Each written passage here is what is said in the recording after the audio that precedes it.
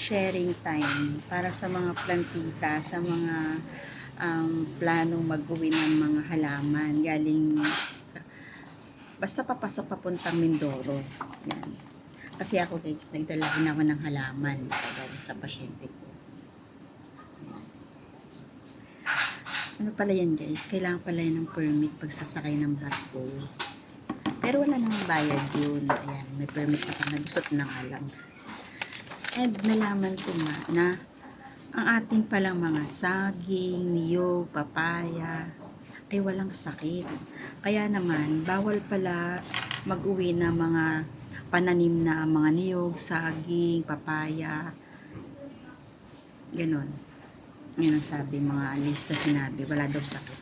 So nakakatuwa lang kasi yun nga, ang ating palang mga halaman ay ating mga prutas pala, ating mga produkto pala ay walang sakit. Kasi dito daw sa isla ng Mindoro ay wala daw sakit. Kaya bawal daw magdala ng halaman galing nga doon sa Luzon dahil daw may mga sakit doon.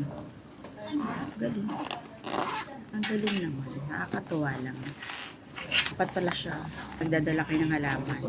Ano siya muna. Ipaparegister. Tapos iko-quarantine pa siya. Baka may sakit. Dahil baka nga daw magdala ng sakit. Pero yung mga mga bulaklak, naman daw yan, wala naman daw. Pero mayroon daw bulaklak na may sakit. I-register mo yung plants na dadali, ipapasok mo. Saan mo galing, anong pangalan mo, anong pangalan ng plants.